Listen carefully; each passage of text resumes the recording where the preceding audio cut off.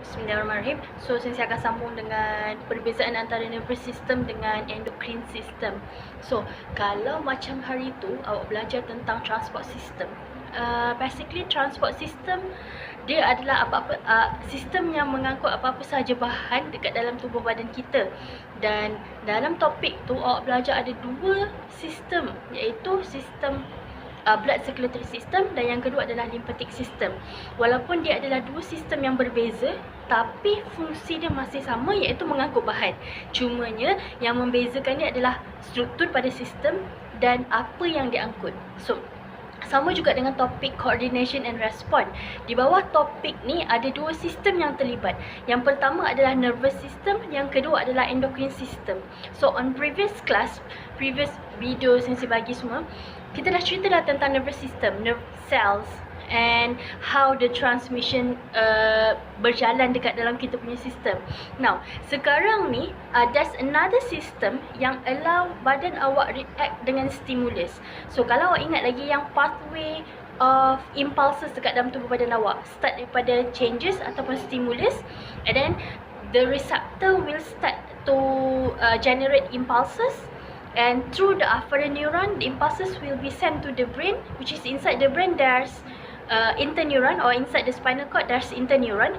So and then that brain kita akan generate new impulses, arahan yang baru dalam bentuk electrical impulses lalu afferent neuron untuk dihantar kepada effector supaya effector boleh bertindak balas. Itu pathway yang normal.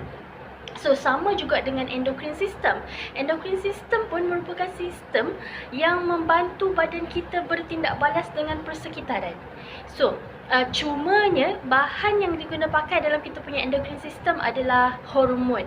So, kalaulah secara analoginya, kalau kita nak cerita tentang these two system, dia dua-dua sistem fungsinya masih sama, mengangkut atau membenarkan badan kita bertindak balas kepada sebarang perubahan. Kita kena tahu yang badan kita ni, dia tidak mudah untuk menerima kepada perubahan. If there's changes, dia akan pastikan, dan pastikan badan kita kena patah balik kepada keadaan yang normal, sebab benda ni akan affect the whole system of our body.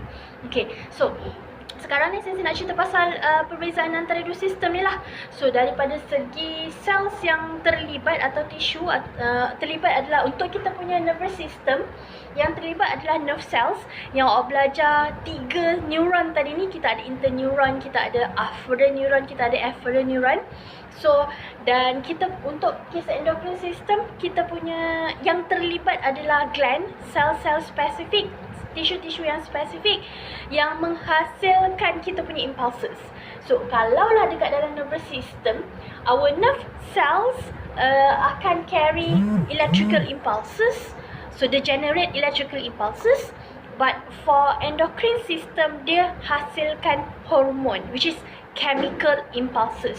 So, kalau secara analogi ni yang saya boleh cakap, kita punya endocrine system dengan nervous system ni, kita bandingkan sebagaimana sistem pos Malaysia berbanding dengan sistem penghantaran maklumat menggunakan email. Okay, kenapa? Okay, contoh, let's say saya katakan yang nervous system tu macam hantar email. Okay, satu, apakah rupa bentuk yang menjana kita punya pergerakan tadi ni adalah dalam bentuk elektrik. Okay, tu contoh secara analogi Okay, and then dalam kita menghantar email, okay, email yang kita create tadi ni perlulah melalui rantaian coding ataupun sistem yang menghantar spesifik kepada orang yang kita nak hantar saja, which alamat email yang kita dah tetapkan sahaja. So, this information dia takkan pergi mana-mana. So, tapi untuk kes kita punya endocrine system, dia macam pejabat pos. Pejabat pos, kalau dia dapat satu stimulus, dia dapat satu parcel, katalah ada 10 parcel. So, setiap satu parcel ni ada different alamat, ada different penerima.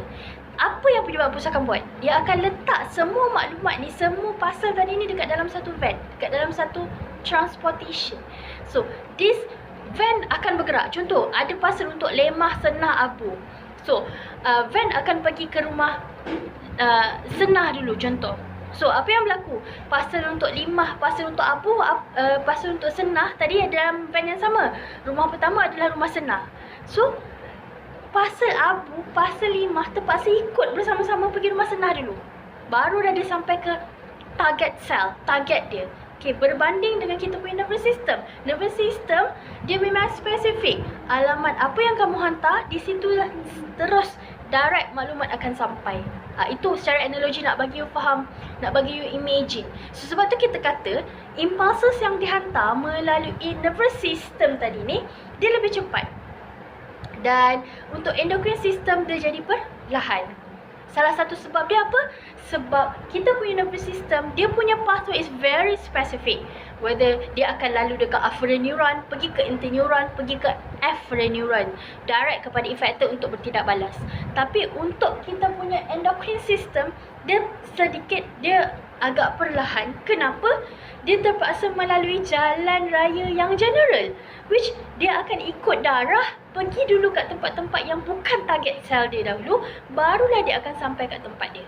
So, that's explain. Okay, contoh nervous system. Okay, transmission via neuron, transmission via blood vessel, ini yang saya kata. Okay, and then cepat untuk nervous system, endocrine system dia jadi lambat. Tengok specific location for nervous system.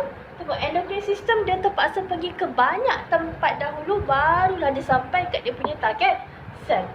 Okay, apa jenis action ataupun respon yang tindakan yang berlaku dalam kita punya coordination response? Untuk nervous system, dia mengawal atau voluntary dengan involuntary action, while for endocrine system dia memang straight away hanya mengawal atau involuntary action. So, basically this is the differences between these two system. So, soalan boleh tanya differences or comparison between these two system. So, kalau dia tanya similarities, senanglah.